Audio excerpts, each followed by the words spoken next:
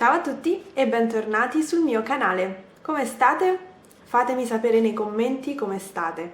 Spero ovviamente che stiate tutti alla grande.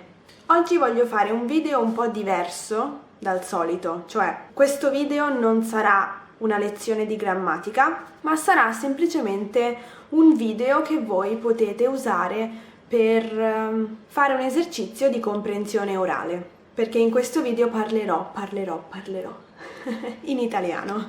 Qualche settimana fa ho letto un commento ad un mio video che ha attirato la mia attenzione. Il commento è questo qui.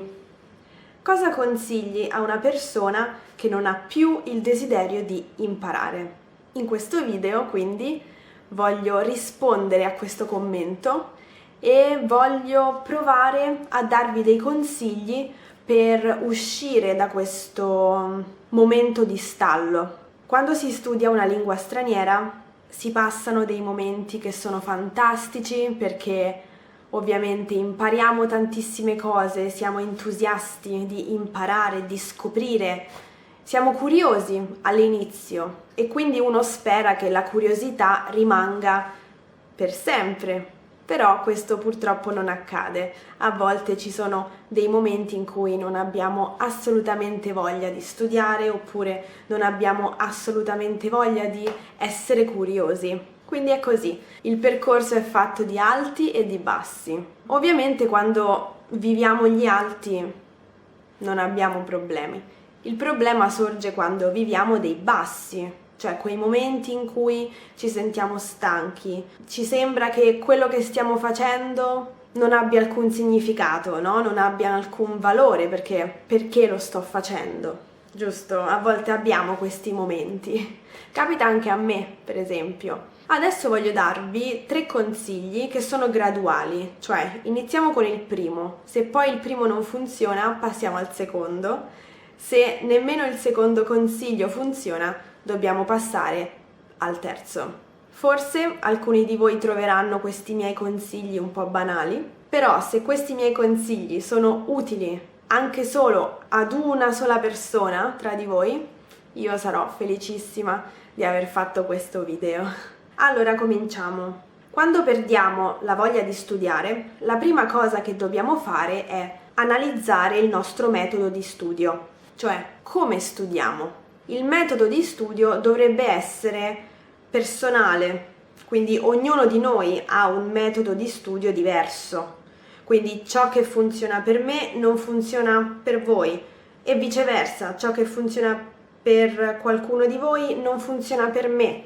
È normale, perché ognuno ha le sue abitudini, ognuno impara in modo diverso. Quindi provate a vedere se state utilizzando un metodo di studio che non è adatto a voi. Magari avete letto qualcosa su internet, state provando il metodo di studio che vi ha consigliato qualcuno e quindi non è propriamente vostro, ma è più il metodo della persona che ve lo ha consigliato, diciamo. Quindi provate a vedere se è un problema di metodo di studio, perché in quel caso è molto semplice trovare una soluzione alla perdita di voglia di studiare.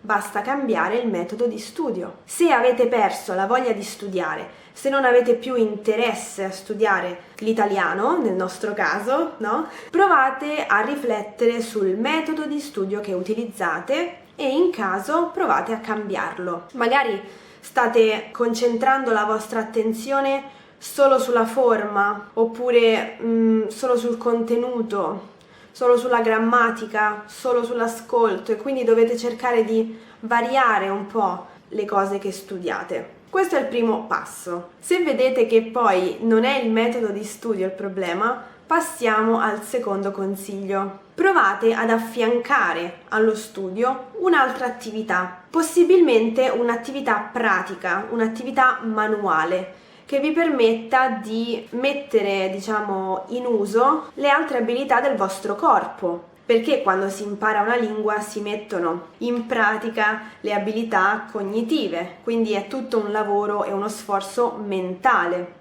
Provate quindi ad affiancare a questo lavoro mentale anche un lavoro manuale per bilanciare tutte le vostre abilità, perché è stancante lavorare solo con la mente, solo con il cervello. Dobbiamo anche lavorare con il nostro corpo.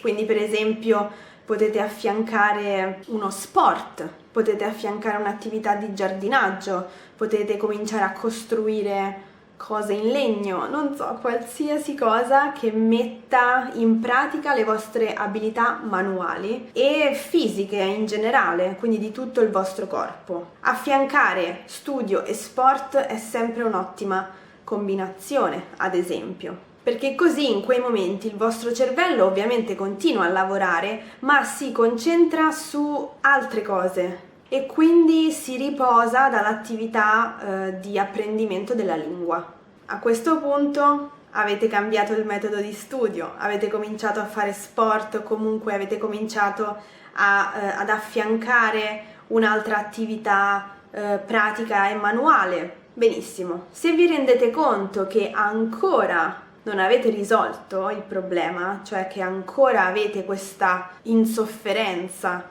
verso lo studio della lingua, dovete provare a seguire il terzo consiglio che vi do oggi, cioè quello di prendere una pausa.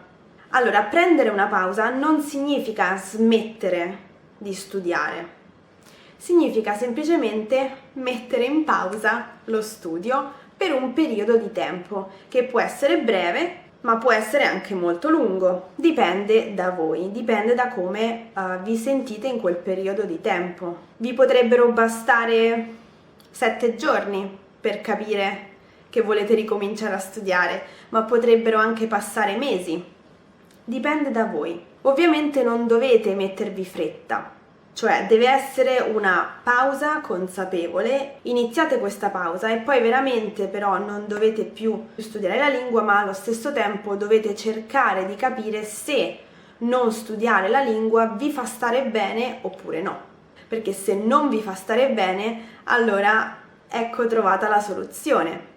Probabilmente vi piace studiare l'italiano, ma semplicemente dovete cambiare qualcosa nel vostro studio. Quindi prendersi una pausa non è una cosa negativa. Abbiamo bisogno di pause nella vita perché ci aiutano a capire determinate situazioni. Quindi il terzo consiglio è proprio questo, prendersi una pausa, che è il mio consiglio finale. L'ultima cosa che dovete provare a fare quando vi sentite demotivati e non avete più voglia di studiare una lingua.